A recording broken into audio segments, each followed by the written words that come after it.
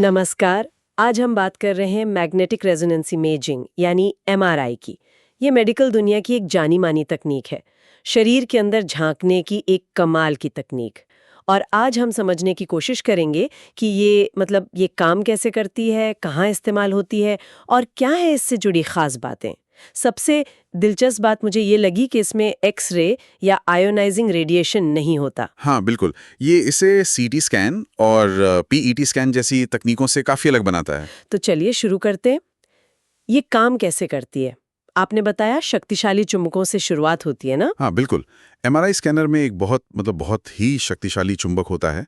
ये एक magnetic field बनाता है, जो हमारे शरीर के अंदर जो पानी और फैट है ना, हाँ। उसके हाइड्रोजन प्रोटॉन्स को, जो अरबों की संख्या में है और नॉर्मली इधर-उधर बिखरे रहते हैं, उनको एक सीध में ले आता है।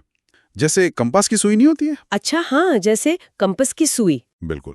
वैसे फिर इसके बाद एक रेडियो तरंग रेडियो वेव का एक छोटा सा पल्स भेजा जाता है। ओके। और ये पल्स उन प्रोटॉन्स को उनकी सीध से क्या कहते हैं हिला देता है। फिर क्या होता है? क्या वो वापस सिग्नल भेजते हैं? एकदम सही कहा। ये रेडियो पल्स उन अलाइंड प्रोटॉन्स को थोड़ी देर के लिए उनकी जगह से समझ लीजिए नॉक कर देता है। और जैसे ही ये पल्स बंद होता है, वो प्रोटॉन्स वापस अपनी पुरानी चुंबकीय सीध में आने लगते हैं। अच्छा। और इसी वापस आने की प्रक्रिया में वो एक बहुत हल्का सा रेडियो सिग्नल छोड़ते हैं, जिसे स्कैनर के खास कॉइल्स पकड़ लेते हैं। और यहीं पर एमआरआई का असली जादू है, आप कह सकती हैं। अलग अलग तरह के टिश्यू जैसे पानी है या फैट है, हाँ। वो इन प्रोटॉन्स को अलग अलग स्पीड से नॉर्मल होने देते हैं। इसी फर्क को T1 और T2 रिलैक्सेशन टाइम कहते हैं। T1 और T2। तो इसी चीज से तस्वीरों में वो कॉन्ट्रास्ट, वो फर्क दिखता है। ये कैसे होता है? हाँ, यही समझना जरूरी है इमेज को इंटरप्रेट करने के लिए। मोटा मोटा समझें तो T1 वेटेड इमेज जो होती हैं, वो शरीर की बनावट एनाटॉमी और फैट देखने के लिए अच्छी होती है। जबकि T2 वेटेड इमेज उन जगहों को ज्यादा ब्राइट दिखाती हैं जहां पानी ज्यादा हो, जैसे कि सूजन, इन्फेक्शन या कोई ट्यूमर। अच्छा। और स्कैनर में कुछ खास चुंबक और होते हैं जिन्हें ग्रेडियंट कॉइल्स कहते हैं। ये मेन मैग्नेटिक फील्ड को थोड़ा थोड़ा बदलते रहते हैं। इससे कंप्यूटर को ये पता चल जाता है कि सिग्नल ठीक ठीक शरीर के किस हिस्से से आ रहा है, और फिर वो एक 3D तस्वीर बना लेता है। और जो एमआरआई के टाइम वो तेज आवाज आती है खटखट की, वो इन्हीं ग्रेडियंट कॉइल्स की वजह से है। जी हाँ, बिल्कुल। इमेज बनाने के लिए इन ग्रेडियंट कॉइल्स को बहुत तेजी से ऑन ऑफ करना पड़ता है, और इसी स्विचिंग से वो तेज आवाज पैदा होती है। कभी-कभी 120 डेसिबल तक भी पहुंच जाती है। काफी तेज होती है शरीर के अंदर देखने के लिए। अच्छा, अब ये बताइए कि डॉक्टर्स इसका इस्तेमाल किन-किन चीजों के लिए करते हैं? देखिए, एमआरआई नर्म ऊतकों सॉफ्ट टिश्यूज को देखने में तो लाजवाब है। दिमाग और रीढ़ की हड्डी की दिक्कतें, जैसे ब्रेन ट्यूमर है या मल्टीपल स्क्लेरोसिस, स्ट्रोक, अल्जाइमर के शुरुआती लक्षण, हाँ। इन सब के लिए इसे अक्सर सीटी स्कैन से बेहतर माना जाता है। जैसे एमएस में T2 इमेज दिमाग में वो सूजन वाले सफेद धब्बे बिल्कुल साफ दिखा सकती है। अच्छा। इसके अलावा जोड़ों के लिए बहुत इस्तेमाल होती है, जैसे घुटने या कंधे की चोट हो, लिगामेंट टियर हो, मांसपेशियों के लिए, दिल के लिए, लिवर और पेट के दूसरे अंगों के लिए भी।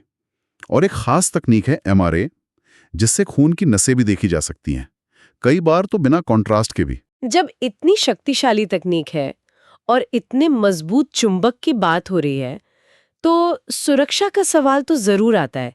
क्या ये पूरी तरह से सेफ है? सुरक्षित है, क्योंकि जैसा आपने कहा इसमें रेडिएशन नहीं है, लेकिन सावधानियां बहुत जरूरी हैं। सबसे बड़ा खतरा है वो शक्तिशाली चुंबक।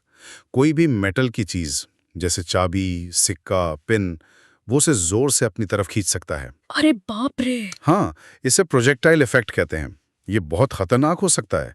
इसीलिए स्कैनर रूम में मेटल ले जाना सख्त मना होता है।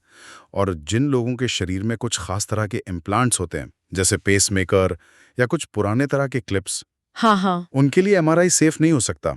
इसकी पूरी स्क्रीनिंग होती है पहले। और वो जो आम दिक्कतें लोग बताते हैं, तेज आवाज या कुछ लोगों को बंद जगह में घबराहट होती है, क्लॉस्ट्रोफोबिया। हाँ, आवाज तो तेज होती ही है, जैसा हमने कहा।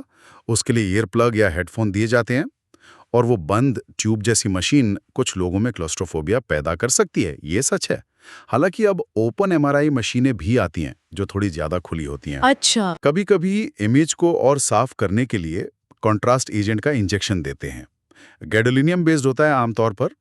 ये सीटी वाले आयोडीन कॉन्ट्रास्ट से सेफ माना जाता है, पर जिनकी किडनी में गंभीर समस्या है उनमें एक रेयर लेकिन सीरियस प्रॉब्लम एनएसएफ का खतरा रहता है।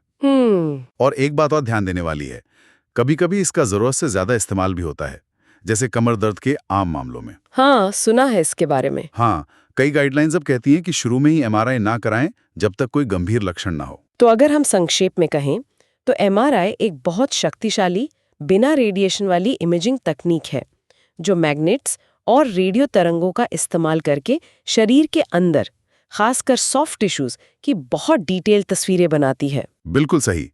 और ये कई बीमारियों को पहचानने में डॉक्टरों की बहुत मदद करती है। और जाते जाते एक सोचने वाली बात, देखिए तकनीक लगातार बेहतर हो रही है। अब और भी पावरफुल मैग्नेट आ रहे हैं, 7 टेस्ला या उससे भी ज्यादा। नई तकनीकें जैसे क्वांटिटेटिव एमआरआई आ रही हैं। Quantitative MRI? हाँ, जो सिर्फ तस्वीर नहीं बल्कि टिश्यू की फिजिकल प्रॉपर्टीज को नाप सकती हैं। तो सवाल ये उठता है कि भविष्य में एमआरआई डायग्नोसिस को कितना ज्यादा सटीक बना देगी। क्या हम बीमारियों को उनके बिल्कुल शुरुआती स्टेज पर, शायद मॉलिक्यूलर लेवल पर ही बिना शरीर को खोले पकड़ पाएंगे? ये सोचना वाकई में रोमांचक है। बिल्कुल, ये सोचने वाली बात है कि ये तकनीक हमें और कहां तक ले जा सकती है।